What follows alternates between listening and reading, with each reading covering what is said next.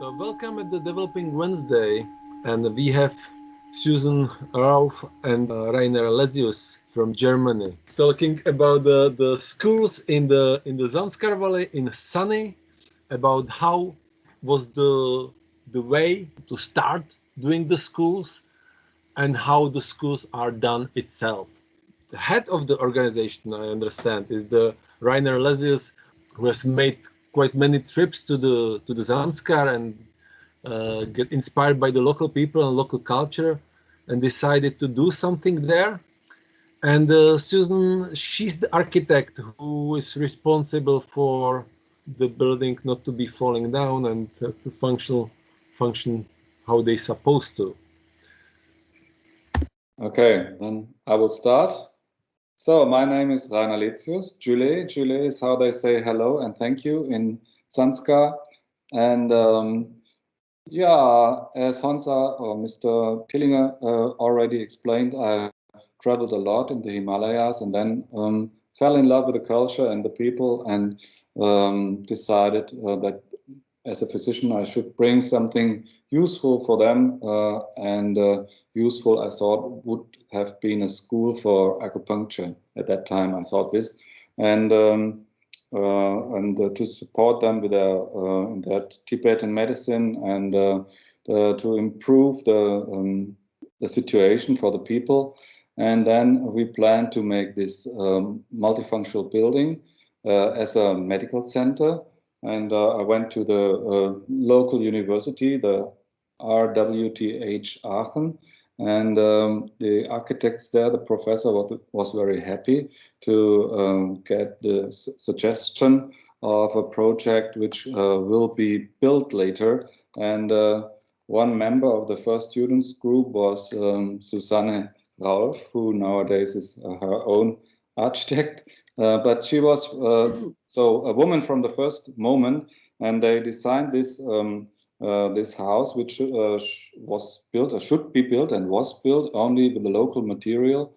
And the target was that it gets warm only by solar energy, only by the sun rays. And we used the technique of double glass window and the Trombi walls.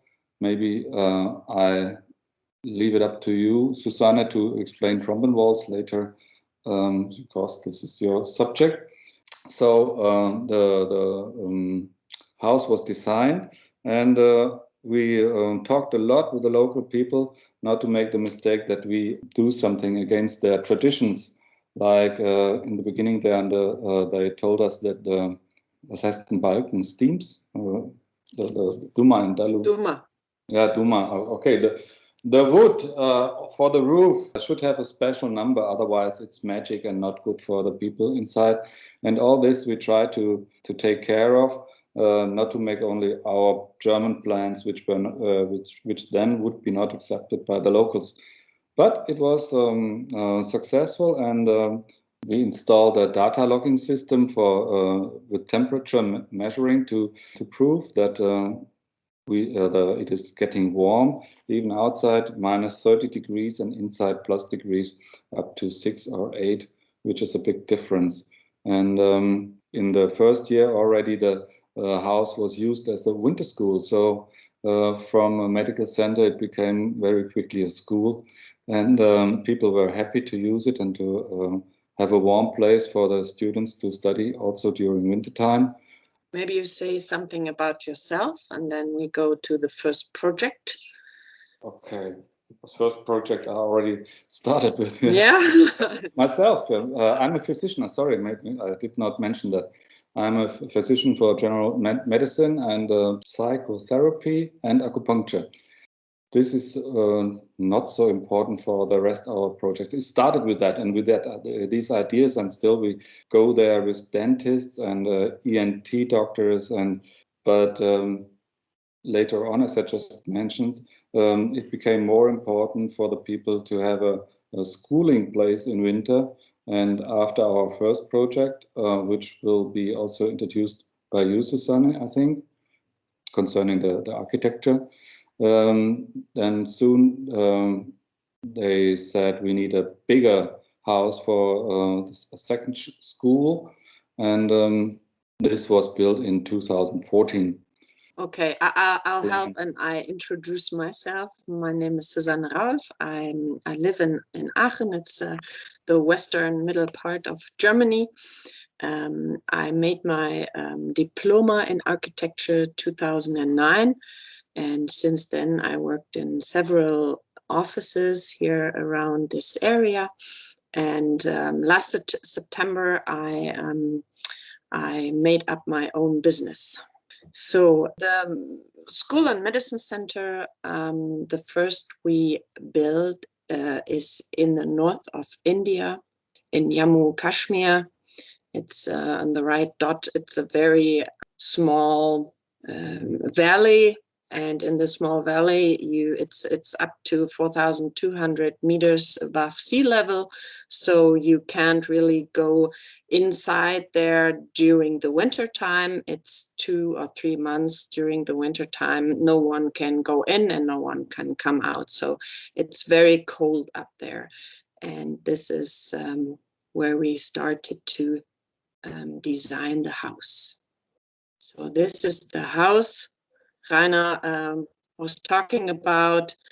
2006, he came to our university and asked if a group of students can design a couple of houses like this. So we had different designs, and from those different designs we made one best one, and this we started to build in the year after, so 2007. Here you can see it's in the winter time 2008 where the school center started in the winter time, and a couple of pictures from the building site. So this is already the beginning of a Trombi Wall, which what we see there. Yes, I will come there a little later. This is the ground floor, you can see, and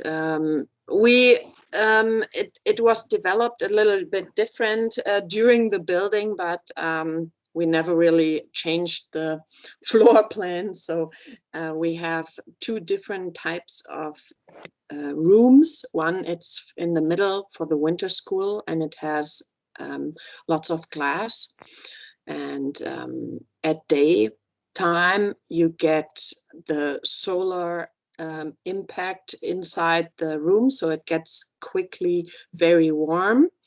And the other rooms are made with Trombi walls, and during the day the Trombi wall, it's a brick wall, and before the brick wall you have a glass facade. And this place in between, it's on the right side, the picture, the little space in between gets heated up very, very, very much. And so at nighttime, the Trombi wall and this air in the middle gives its warmth inside the room. So those 2 different types of rooms we have. One is at the daylight, very fast and quick, it gets heated up, and one at nighttime. So this is the Trombi wall we first, I think, tried to build there, and the people didn't really know this technique. It's really simple, but they didn't really know it. But with this technique, we could prove that it gets really warm, this house.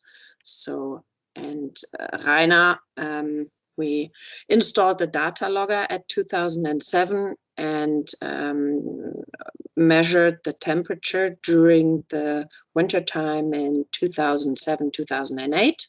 And you can see at the diagram and at the degrees above that we are plus 0 degrees, which was our aim, plus 0 degrees. So it's in the winter time we have minus 30, minus 20, minus 30 degrees outside. So it's very warm, and everyone was very happy. Did you install the data logger, Rainer, right? Yes. 2000 and yeah. So, and here we have a couple of pictures from the building. And first we had to build all the clay bricks. They take like about 10 to 15 days to dry. And it's made out of clay and water and a little bit of straw inside to get the strength. And on the left above picture, you can see us putting wood inside the double wall. So we installed insulation in there, so the heat will stay inside the room. On the right side, you see the Trombi Wall, which is plastered with clay from the outside, and with Jaktung. It's was heißt denn Putz? I know that small fibers of the dung are very effective. It's small fibers of the cow dung, which is mixed with water and this clay to strengthen the outside of the stones. Yeah. On the left side, you can see the dumas, the wood, which had to be in the correct number. It has to be uneven number, so it brings luck for the house. Putz is plaster, the plaster outside. Oh yeah, the plaster outside. Yeah. So, and this is our group with lots of monks. They came for our health and to celebrate with us lots of times. And on the right above picture, you can see our friend. He was there from February, I think. He helped us to design and build the house. He was there, I think, 6 or 7 months to organize all of this. And we had a couple of carpenters who made all the wood stuff and lots of nice little design into the wood steams. This is the inside. Here you can see from the first impression of the. I'll just go back. So we had one problem with the roof. Here we installed a roof 2007. It's a flat roof, and we had only insulation and clay on top. And this was not a good idea because nowadays it rains a lot, even in Sani. So what happened is that we had a lot of water inside. So we tried to put a foil on it, but this didn't work either. So now you can see on the left above picture, we installed a metal roof on it. So all of the water and all of the snow will stay on top. Yeah, it's that was one of the problems we had with the first building. And in the following years, I think 2009 and 2010, we built inside wooden floors, so all the students can sit on the ground. They don't have so many chairs. They usually sit on the ground, and the teacher sits on one of those benches. And yeah, and lots of students come during the winter time and take lessons there. So this is the next house. Maybe Rainer, do you want to say something about this? Because I wasn't during this time. Bigger, as you can see, yes. And we have 2 big rooms. We have more. We could not make the Trombi walls because when they started already without us during the construction time, and then the in our plans there had been some Trombi walls, but now we have only these double glass windows, which is not so bad for the school, because during the day when the study time is, it gets quick warm with the double glass windows, and faster than the Trombi walls, which take a lot of time to heat the clay bricks, and then later on in the evening it's getting warmer. This is good for a small hospital if the patients want to stay overnight, but for the school it's very good to have this big glass, many windows with the double glass. And we have a sports room there, and a kitchen, and toilets outside. They have these dry toilets. We can talk later about that, so it's better to have them outside. And a kitchen, and teacher's room, and 2 big halls in the erster Stock, was? First floor. First floor, yeah.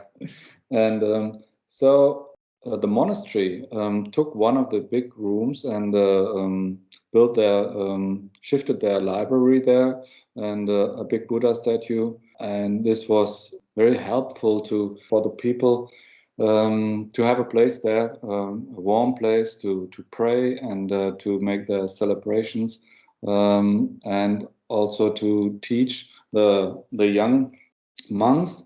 You should know that all families usually give one boy to the monastery to be educated as a monk, and so we have a lot of monks there, as it is a tradition in Tibet still.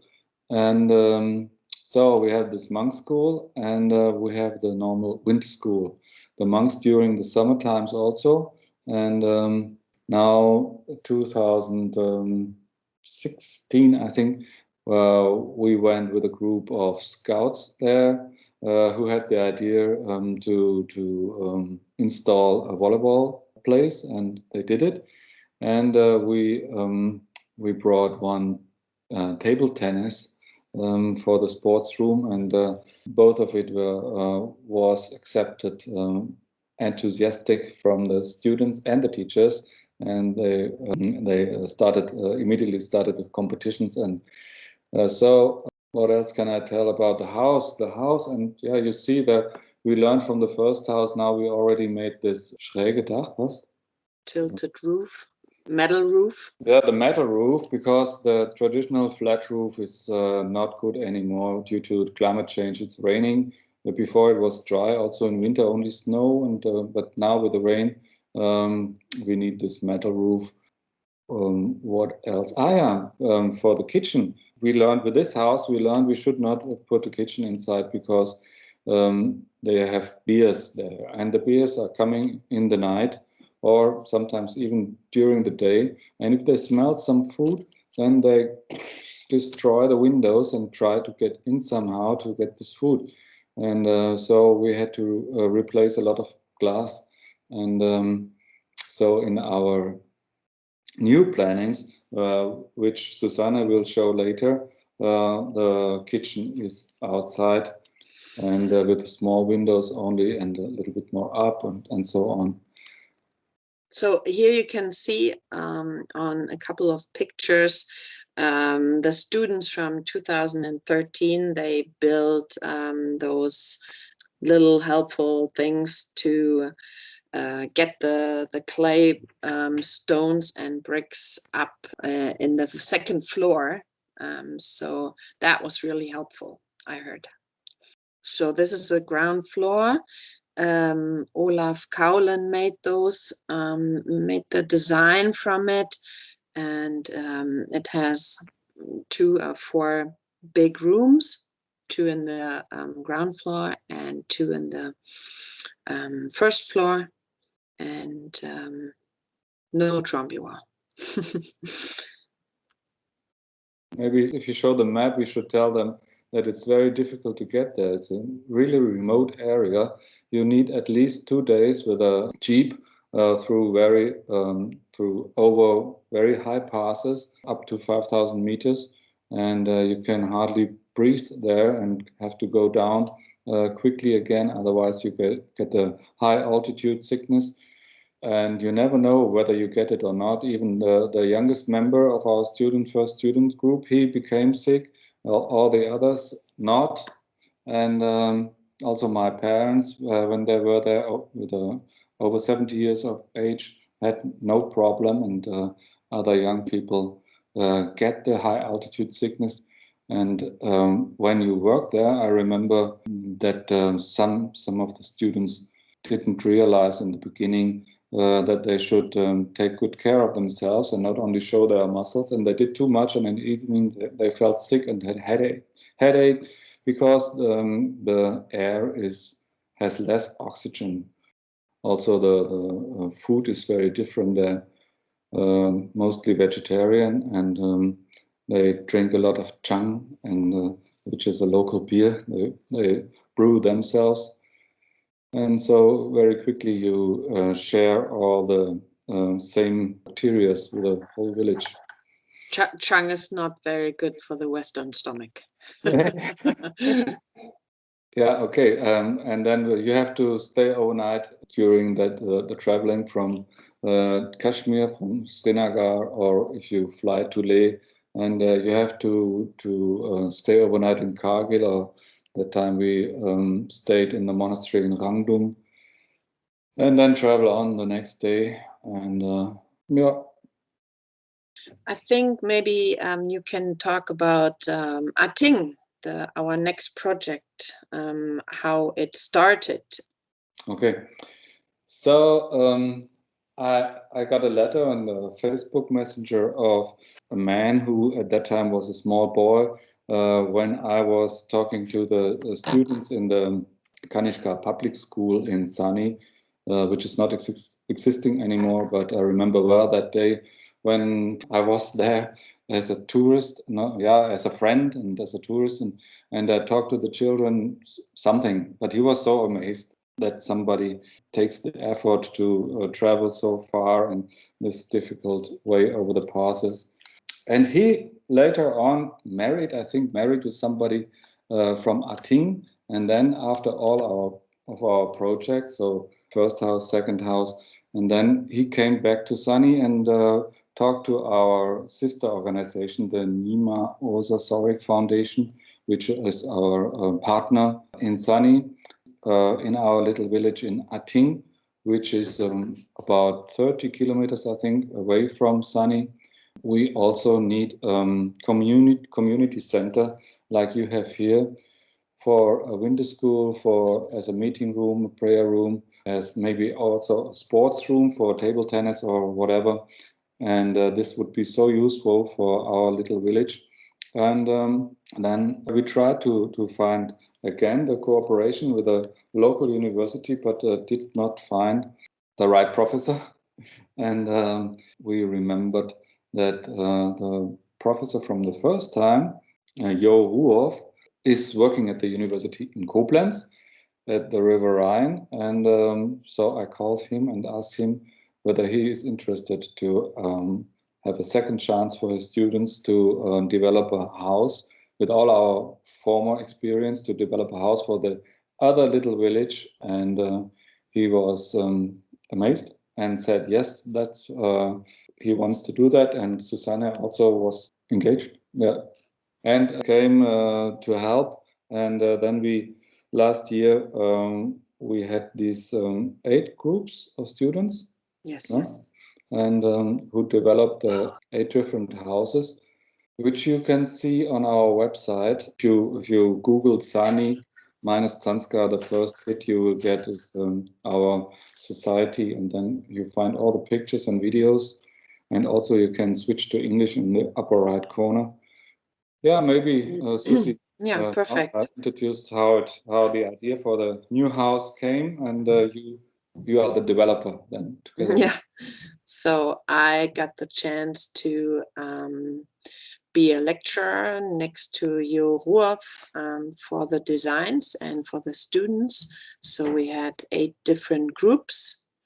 Those were the coordinates from Ating. It was not really easy to find on the map because at Google it's Akshu and not Ating. We have one road there and one river, and somewhere where the red dot is Atting.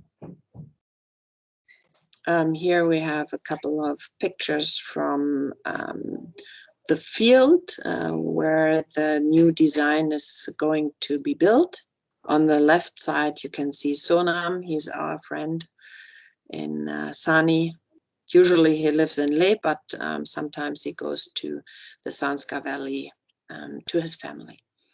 And you can see the snow mountains even in summertime. Yeah, even in summertime there are lots of mountains, and in the mountains the bears live, but they are coming closer and closer because I guess they're hungry. They don't find a lot of food up there in the mountains anymore.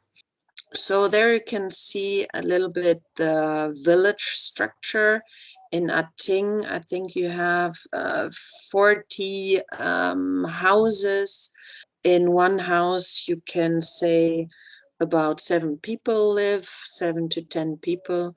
So the little village has about 300 or 400 villagers living there. And you see it's a stone desert, a mountain desert, and only where the little rivers from the glaciers are, they share the water on the fields, and you see there's the green between the houses, the green fields.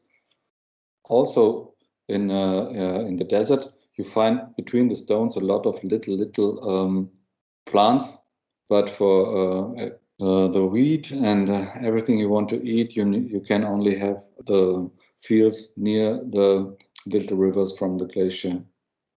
The rain is not enough for the fields. Yep. Yeah, and a couple of herbs. Herbs, yeah. Yeah.